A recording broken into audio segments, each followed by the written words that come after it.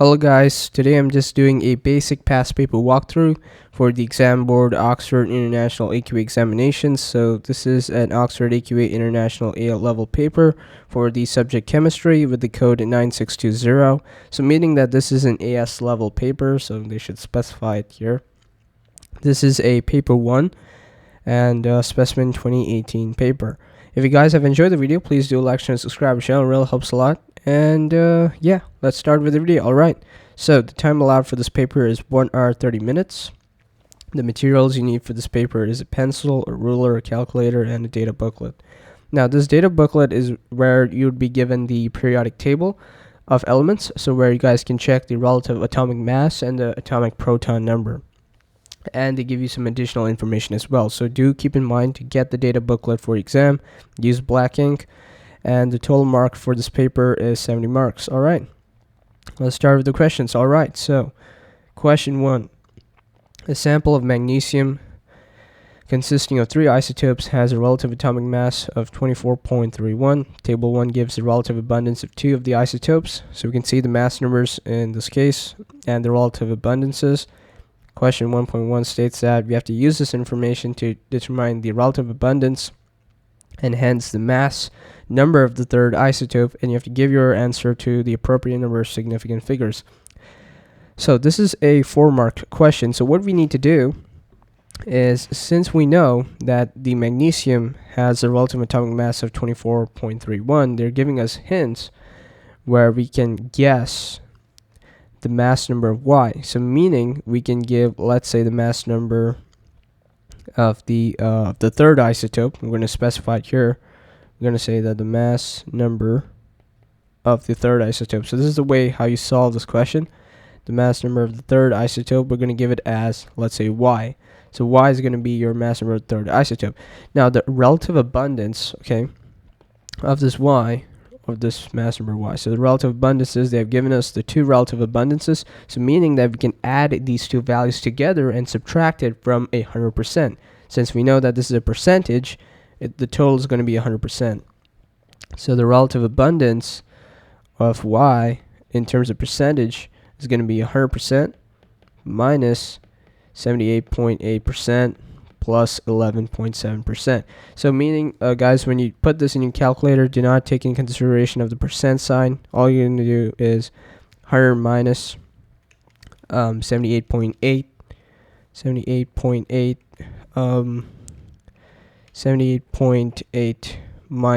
plus 11.7. That's going to give you a value of roughly about 9.5. So it's going to give you 9.5%. So this is going to be a relative abundance for Y. It's going to be 9.5%. Okay, just going to write that down neatly so you guys can see 9.5%. Okay, so now we have all these values. Now the next step is we're going to do the simple step of how we determine the relative abundances. So you guys must have known how to calculate the AR of isotopes in this case. So what we're going to do is we're going to multiply the mass numbers by all the relative abundances, and we're going to add them all up together. So meaning that I'm going to show you guys how it is done. So your AR in this case, which is the relative abundance, not the relative abundance, sorry, the relative atomic mass, this is going to be 24 times 78.8, since we're doing this part first, and we're going to add that up with 25 times 11.7% plus Y times 9.5. That's what we found out, right? Divided by, since this is a percentage, we're going to divide it by 100. Now the reason why we divide by 100 is because when you add all of them together, you get a positive 100. So that's the reason why we divide by 100. And we're going to make it equivalent to the relative atomic mass, which is the AR in this case, as 24.31. This is how we're going to create our equation, 24.31. Okay, so now using your calculator, what you guys are going to do is you're going to multiply and add these 2 numbers together. So I'm just going to put that in my calculator. Remember to use your calculator in the exam. It's really helpful that you guys have a good calculator for the exam. So if we simplify it, actually, if you look at it, we're going to multiply the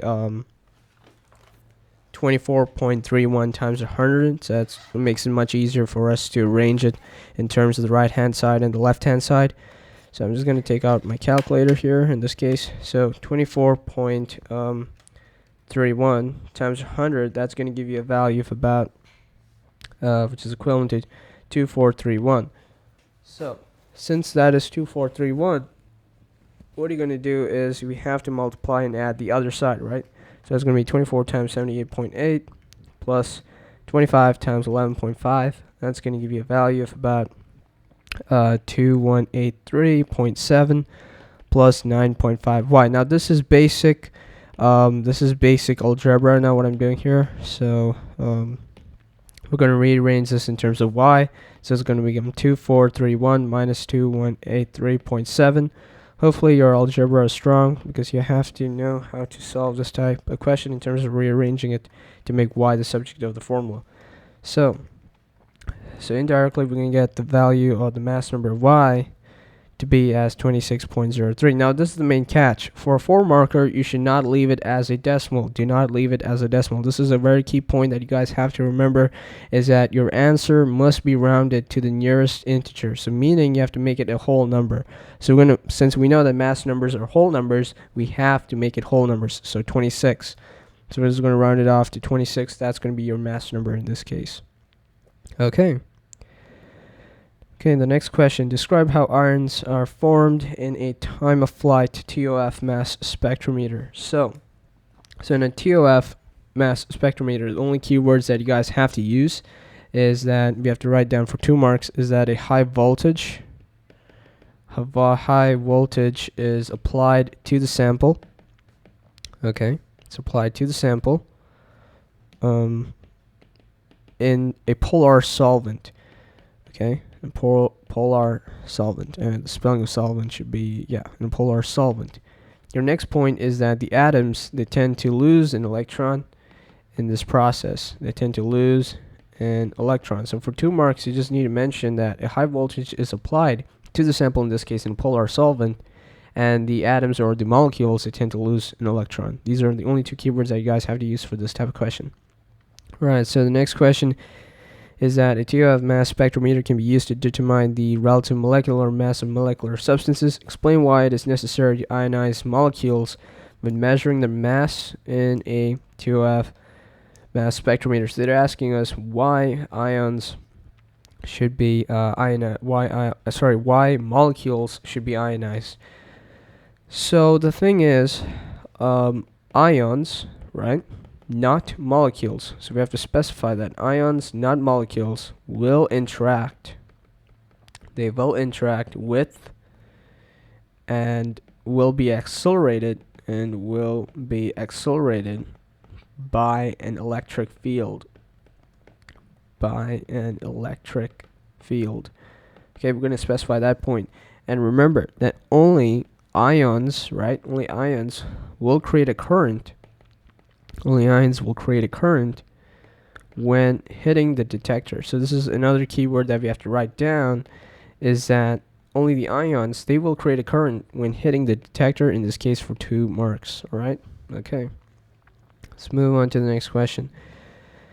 Now, the next question is that this question is about the first ionization energies of some elements in the periodic table. You have to write an equation, including state symbols, to show the reaction that occurs when the first ionization energy of calcium is measured. So remember, guys, this is the first ionization energy of calcium. So the formula, or let's say the equation in this case, is going to be calcium. We have to put the state symbols. It's very important. We have to include them. Ca, which is going to become equivalent to a Ca plus positive ion in G, gaseous state, plus E minus. You can recommend the G as well if you want to put it. Usually you don't put the symbol for G next to electrons, but you can state it in that case. You can use other formulas as well. In this case, it really doesn't matter. I mean, it does matter, but this is the most preferred option in this case for 2 marks. Alright, let's move on to the other question. 2.2 is to state and explain the general trend in first ionization energies for period 2 elements boron to neon. So what I want you guys to do is I want you guys to take your periodic tables. Hopefully you have printed them out or have them online, and to see the trend between the period 2 elements, so from boron to neon, so meaning from B to Ne. The trend is that the ionization energy, it increases. Now the reason why it is because of the increasing nuclear charge. That's one keyword, the increasing nuclear charge. And you can also say similar shielding. That's another keyword for total of 3 marks that you guys can add. You can also say that there's an increasing number of protons. You can also say that there's like the same number of shells, or the electron is taken from the same subshell. You can also mention that the electron is closer to the nucleus, or you can mention the keyword like a smaller atomic radius. But you're going to stick with increasing nuclear charge and similar shielding. That's pretty close, similar or same shielding in this case. 2.3. There's a similar general trend in first ionization energies for period 5 elements from indium to xenon. State how tellurium deviates from this general trend and explain your answer. Sorry guys for the pronunciation of this element. So 2.3. So we have to explain how this element deviates from the general trend. So what you have to mention is that it lowers, right? The ionization energy is lower. That's because if you look into it, the electrons are paired in a 4p orbital, alright, in a tellurium element. So meaning you have to mention that it is a paired electrons in a 4p orbital, okay, in a 4p orbital. You have to also mention that the paired electrons, they tend to repel, okay? So this is an answer for 3 marks. Alright, 2.4. Suggest why the first ionization energy of xenon is lower than the first ionization energy of krypton. So you can mention that xenon is a bigger atom. Okay, xenon is a bigger. I'm just gonna write that down better. Xenon is a bigger atom and has more shells, or you can mention that there's more shielding in xenon. Electrons removed further from the nucleus, or you can mention that the electron is removed from a higher principal or main energy level. You could just mention that xenon is a bigger atom. Alright, so 1 mark in that case. 2.5. Table 2 below gives the successive ionization energies of an element. Okay, so deduce the group in the periodic table that contains this element. Okay, so from here, what we have to do to answer this for 1 mark is that we have to find out the difference between each value. So meaning you have to do 1,451 minus 738. This is a positive increase of 713. This is a positive increase. We're just subtracting them just to find out how much have they increased by. 6282. They have increased by that much. 543 minus 7. Okay, I'm just using my calculator. Positive. So we have to find out the difference between these two values and then find out the biggest change in the thing. So we can see that there's a very big change between the second and the third. So meaning that it's going to be at the second group. So we're going to write that down 2. Which group? It's group 2. Identify the element that has 5 positive ion with an electron configuration of this one. Okay. So the electron configuration is going to be antinomy. So antinomy, okay? Or you can mention SB in this case, that because it has the electrons. Just look at the periodic table, you guys should be able to identify it. So it's antinomy. Okay, let's move on to the next question. So the next question states, okay, this is a mole type question. So do listen carefully. So when heated, iron 3 nitrate, which is the MR, which is relative formula mass in this case, it's converted into iron 3 oxide, nitrogen dioxide, and oxygen. So we can see that there's an equation here. A 1.48 gram sample of iron 3 nitrate was completely converted into products shown. Calculate the amount in moles of iron 3 nitrate in the 1.48 grams sample. Give your answers to roughly about 3 significant figures. So for 1 mark, do keep in mind 3 significant figures. So what I like to do is I like to draw a formula triangle where mass is on the top, number of moles is on the left hand side, and the MR or AR in this case. Okay, this is a nice little formula triangle that you guys can use. So we know that the number of moles is going to become the mass divided by let's say the MR in this case of iron nitrate. So we have to find out the MR of iron 3 nitrate. And the MR is already given to us, so it's we can just plug it in. So the mass is going to become 1.48 grams divided by the MR, which is 241.8, which is given to us in the question. And we're going to divide that and to find out the number of moles. So 1.48 divided by 241.8. Divide that and find out the number of moles. So 0.006120. This is going to be your number of moles. Since it's three significant figures, we're going to say that the number of moles is going to be equivalent to 0.00612 moles. This is going to be our answer to roughly about three significant figures. Okay, you guys can leave it in standard form as well, but it doesn't matter in this case. Okay, question 3.2. Calculate the amount of moles of oxygen gas produced in this reaction. So, to find out how much moles of oxygen gas is produced, we have to take a ratio. So meaning we're gonna write it down here, FeNO3 to oxygen 2. So we have 4 iron 3 nitrate and we have 3 oxygens, right? 3 atoms of oxygens, and we know the number of moles of iron 3 nitrate. So we're gonna create a ratio. In this case, we're gonna cross multiply this. So it's gonna become 0.00612 times 3 divided by 4. We're just creating a ratio in these two terms. So 0.00612 times 3 divided by 4, which is going to give you 0.00459 moles. Okay, this is going to be an answer for the amount of moles of oxygen gas produced in this reaction. Okay, you guys can round it off if you guys want, so we can round it off to 0.00460 moles. Hopefully that helps.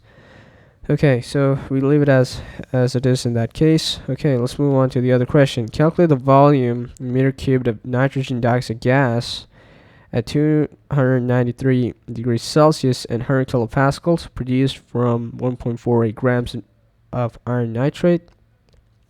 The gas constant is R is equivalent to 8.31 joules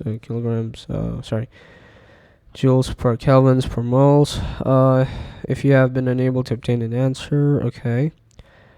So they have given you the number of moles in this case of iron 3 nitrate. So, you can use that value as well. You should be alright, but preferably stick to the original one. So this is more of an ideal gas equation. An ideal gas equation has to be used. So you guys have to understand what an ideal gas equation is. That it has the formula of PV is equivalent to nRT. Where the temperature is measured in kelvins, the R is just the gas constant, which is given to us as 8.31 joules per Kelvin per mole, right? And N represents the number of moles. V just represents the volume, which is measured usually in meters cubed. P is pressure in terms of pascals.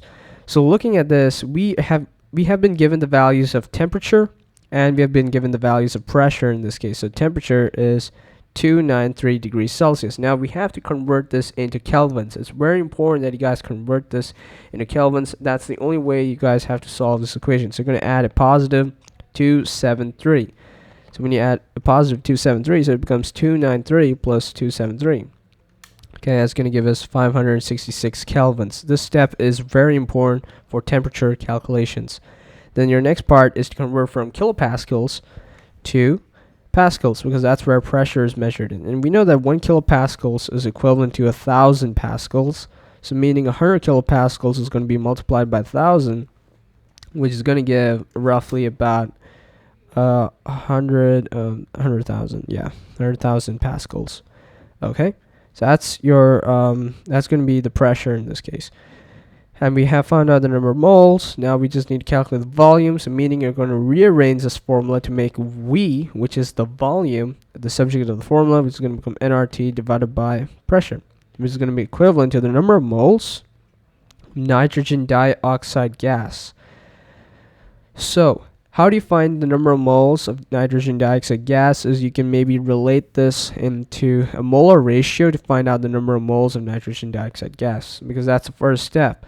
So I'm just going to solve the number of moles on top of here. So we have nitrogen dioxide gas here, and we have oxygen. The ratio is 12 to 3, and we know the number of moles of oxygen, which is 0.00459. So we're going to multiply. So what we're going to do is we're going to have 0.00459 times 12 divided by 3, which is going to give you a value in terms of moles, because we're finding out the number of moles, right? Okay, so we're finding out the number of moles, which is going to give you a number of moles as 0.01836 moles of nitrogen dioxide gas. So that's going to be the number of moles of nitrogen dioxide. So we're going to specify it here. Number of moles of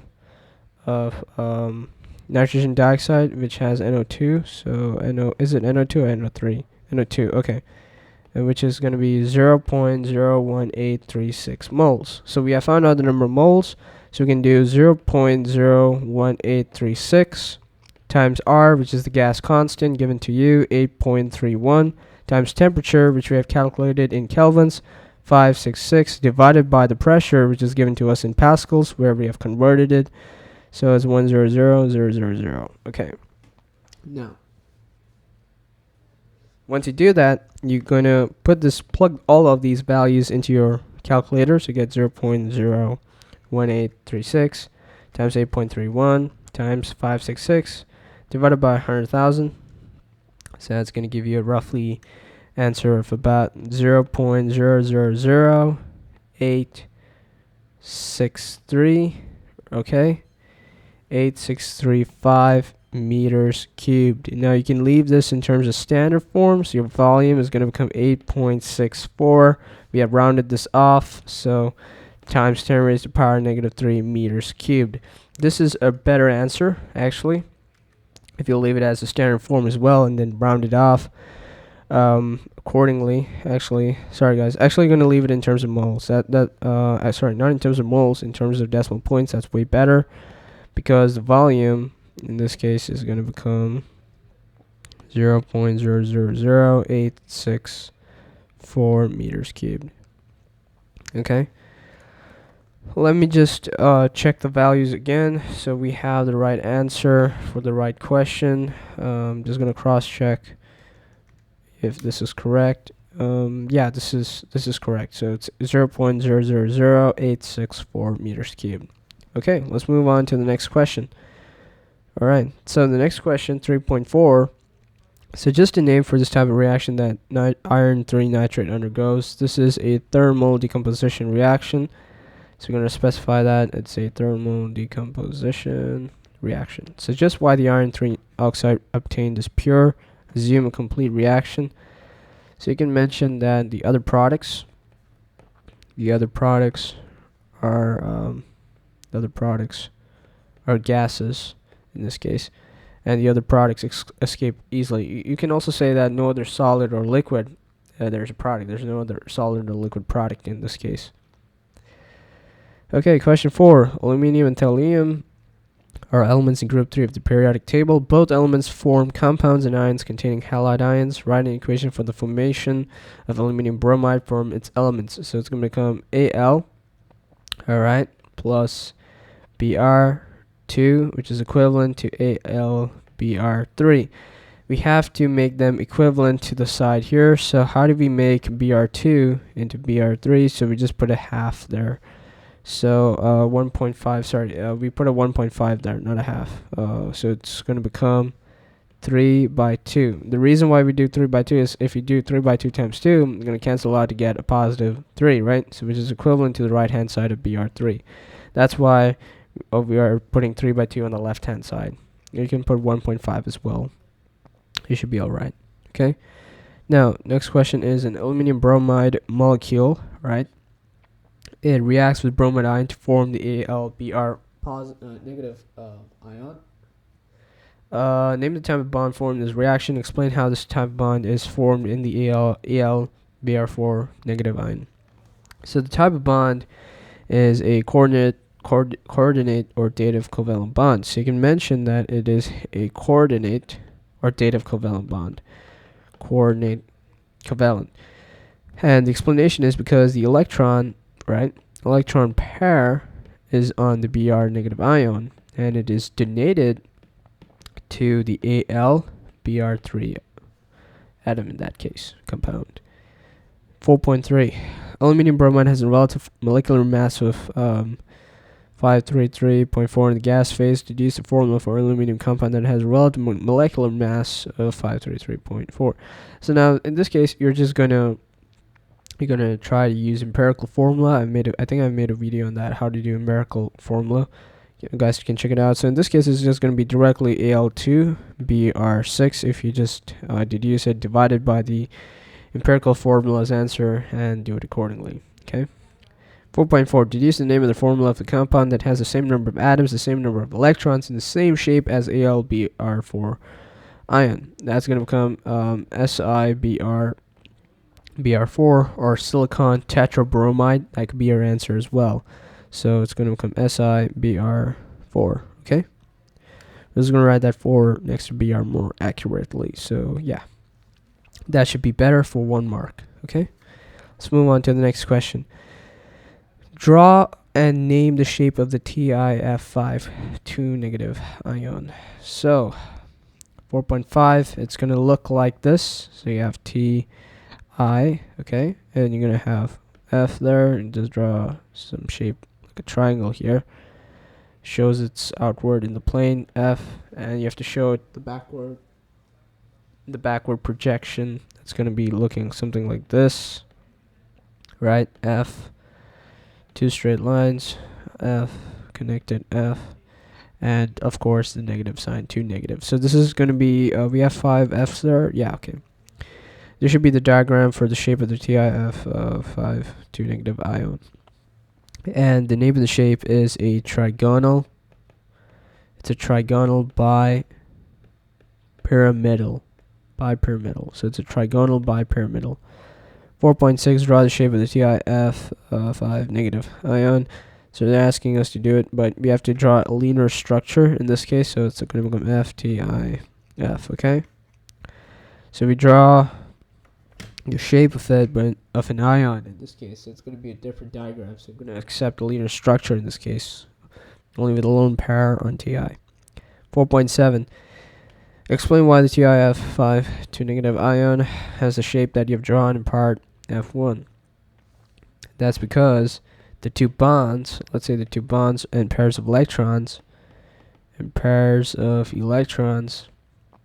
they repel equally, okay? So you can mention that the electrons in the bonds, they repel to be as far apart as possible. That's the answer for 1 mark. Okay, which one of the first, second, or third ionizations of thallium produces an ion with the electron configuration xenon 5d10 6s 1? It's going to be the second one, okay, for 1 mark. Okay.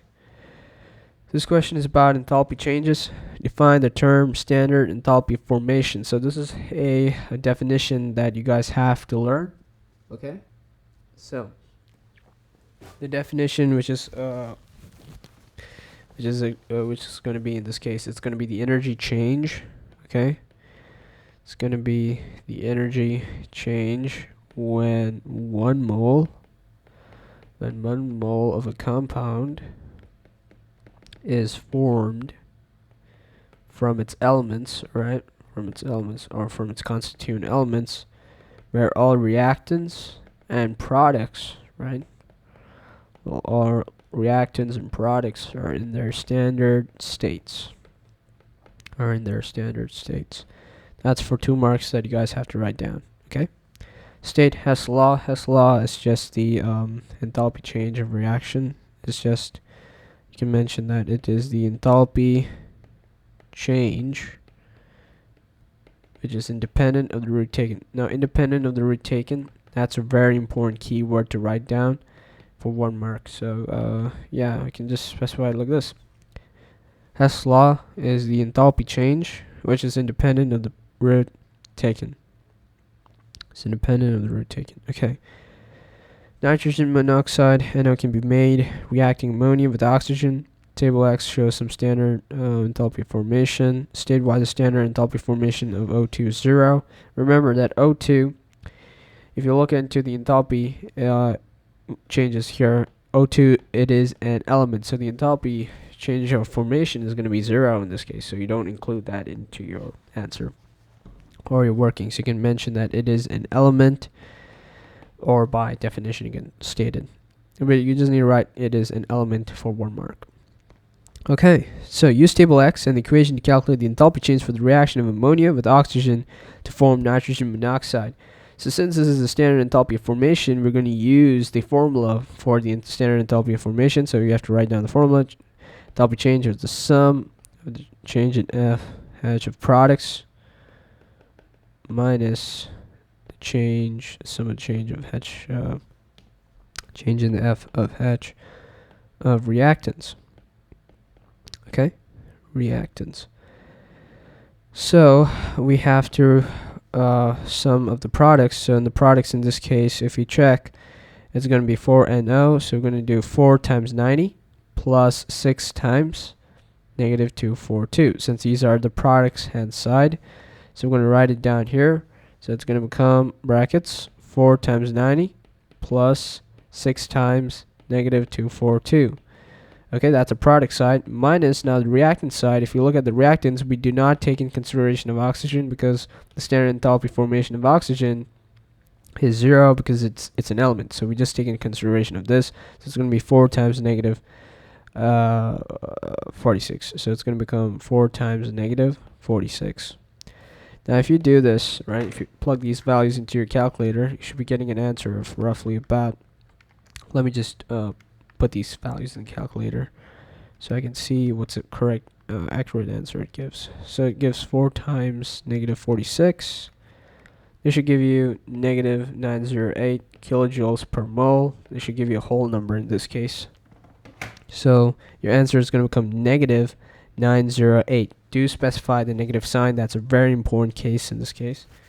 So yeah, it's going to become negative 908 kilojoules per mole. Let's move on to the next question. Now the next question is barium metal reacts with water. We know when a metal reacts with water, it produces hydroxides and hydrogen. So we know the equation in this case is just going to become Ba plus 2H2O, which is equivalent to BaOH2 plus H2. You can include ions as well. For example, if you write down Ba plus 2H2O, which is equivalent to Ba2 plus, you can write this down as well if you want, plus H2. This should be alright as well. 6.2. The simplest ionic equation is that a solution containing barium ions can be used to show the presence of sulfate ions in an aqueous solution of sodium sulfate. Write the simplest ionic equation for the reaction that occurs and state what is observed. So the simplest ionic equation that I can write down is Ba2 plus SO4 2 minus sulfate ion, which is equivalent to barium sulfate BaSO4. And the observation is that you can see a white precipitate, or a white solid in this case, for 3 marks. Okay, white precipitate or a solid. State one use of barium sulfate in medicine. Explain why this use is possible given the solutions containing barium ions are poisonous. So the barium meal, so the use is barium meal. So you can use it in barium meal, or you can use it in barium swallow. And the other use is that it can be used in X-rays. So barium meal, or you can mention that it's used in X-rays. That'll be a good strong point to add. You can mention that the use is used in X-rays, or to block X-rays, or X-ray contrast mediums, or CT scans as well. The explanation is that barium sulfate, okay, you can write it down, is that barium sulfate is insoluble. That's one explanation. So because this is insoluble, meaning it's not absorbed, and therefore it's not toxic.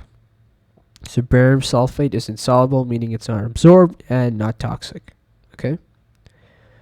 All right. Yeah, this seems to be justified. Answer. Yeah. Okay. Let's move on to the next question. Now the next question is more towards specific heat capacity and using some certain formulas. Now I'm not going to read the whole questions. I'm just going to specify the main things that we have to look at.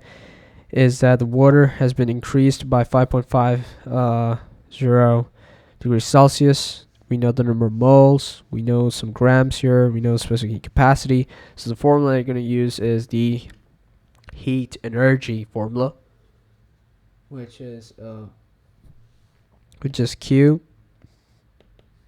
is equivalent to MC, change in T, where Q is the heat energy that is measured in joules. So it's going to be Q, which is equivalent to the mass, which is 75, given to us in the question, 75 times the specific heat capacity, which is given to us here, times 4.1818, times the change in temperature, which is given to us in the question here, so 5.50.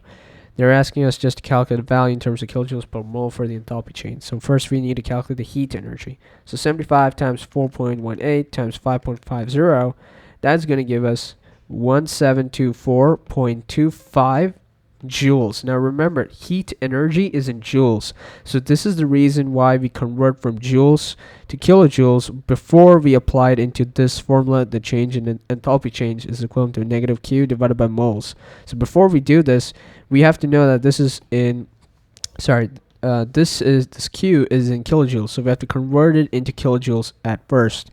Okay, so we know that 1 kilojoules is equivalent to 1,000 joules. So 1724.25 divided by 1,000 joules. We have to convert it first. So 1724.25 divided by 1,000 joules, which is going to give us 1.72425 kilojoules. So we're converting it first before we plug it into another formula.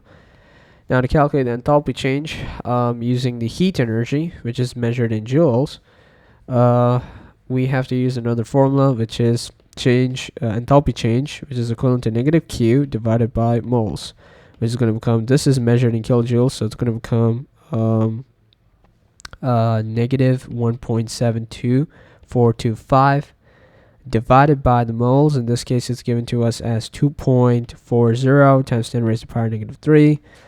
Your enthalpy change is going to become, you're going to plug these values into your calculator. Okay, 425 divided by 2.40 times 10 raised to the power negative 3. That's going to give you a value of about negative 718.4375 kilojoules per mole. Okay, so you're going to round it off 3 significant figures. So you're going to be the enthalpy change is going to become negative 718 kilojoules per mole. Okay, this is going to be your answer, negative 718. Now, we have to deduce 2 reasons why the student's value for enthalpy of combustion is different. Now, the reason is because we can say that it's incomplete combustion. We can specify that it's incomplete combustion, and there could be heat loss. So that's why in this question, the student's value for enthalpy or standard enthalpy combustion is different, because there's incomplete combustion, this heat loss. You can mention that the heat capacity of Cu, or copper in this case, is not included, or you can mention that some ethanol is lost by evaporation, or you can mention that not all of the 2.40 times 10 raised to the power negative 3 moles of ethanol is burned, meaning the reaction is incomplete. That's why we're saying that it is incomplete combustion and there's heat loss. So do specify that. 7.2, the temperature of 75.0 grams of water changed from that.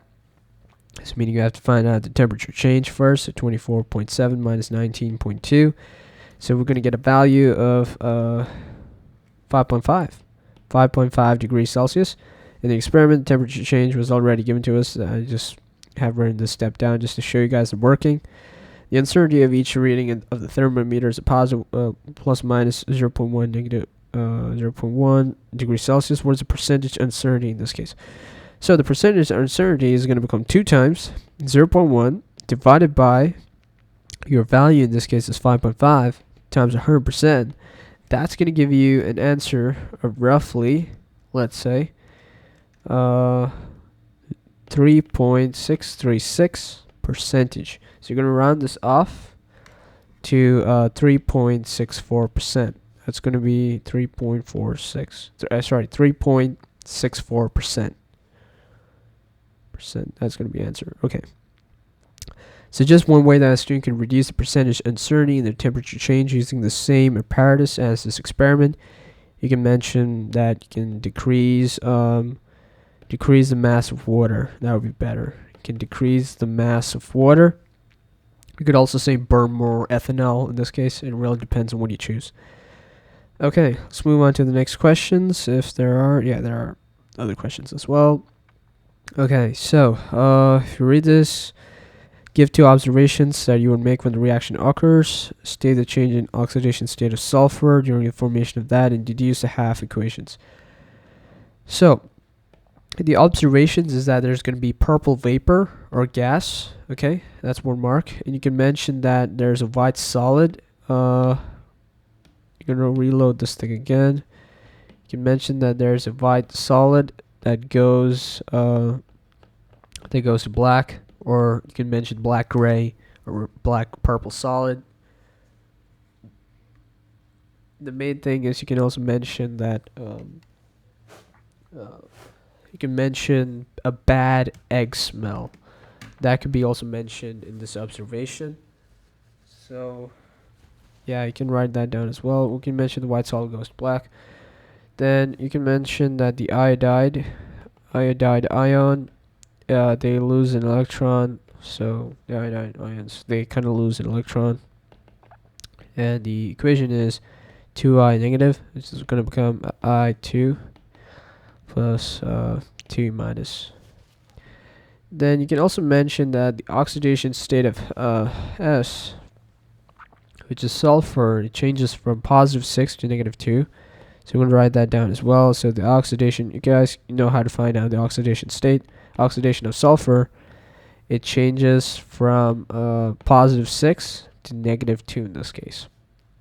And your other marks for the formula is going to become, we have to write down the half equations, right? So that's going to become H2S4 plus 8H plus 8E minus, which is equivalent to H2S plus 4H2O. You could maybe mention this in terms of ions as well, as SO42 minus plus 10H plus 8E minus, or you can H2S plus 4H2O. That formula is also, or that equation is also allowed, but we're going to stick with this equation. This is better notation. So hopefully we covered all the points. 1, 2, 3, 4, 5 points stated. Yeah, so we can get those marks in this question. Okay, now let's move on to the next question. Okay, we can see that we get a table, and we can see the observations. Identify each of the compound Q, R, S. You're not required to explain your answers. Identity of Q. So the identity of Q in this case is going to become, since there's no change observed in barium chloride, and we can see that there's a white precipitate in sodium hydroxide and a pale cream precipitate in silver nitride, we know that Q could be calcium or magnesium. Okay, so it's calcium bromide. Identity of R is, you can see that there's a bubbles of gas in hydrochloric acid, right? Hydrochloric acid, and you can see that there's a white precipitate of bubbles of gas in sulfuric acid as well. So it means R is barium carbonate. Barium carbonate. Okay. Now S you can see a white precipitate in barium chloride, and you can see a gas produced. It turns red litmus blue in sodium hydroxide, and no changes observed in both hydrochloric acid and sulfuric acid, so meaning that S is ammonium sulfate. So calcium bromide, barium carbonate, and ammonium sulfate. Next question. Write ionic equations for the positive observations for Q. So, and write an equation to show the identity of gases produced by R. So for Q, we can mention that it's going to become Ca2 plus OH minus, which is equivalent to Ca calcium hydroxide. Okay, and or you can mention the other ways as well. You can mention that it could be Ag plus Br minus, which is equivalent to AgBr. That's also allowed. And for gas for R, right, you can mention that the gas for R is 2H plus CO3 2 minus, which is equivalent to CO2 plus H2O. And the gas for S, right, that's NH4 plus OH minus, which is equivalent to NH3 plus H2O. This should be an answer for roughly about 4 marks. So hopefully you mentioned all the points that you need in this case. Okay, so we have 1, 2, 3, 4. Yeah, this should be alright. Okay, this seems to be the end of all the questions. It was a pretty long paper. If you guys have enjoyed the video, please do like, share, subscribe, channel. It really helps a lot. And do comment below what your thoughts are about this video. And new content will be posted soon. And yeah, I think that's it. Alright, bye guys.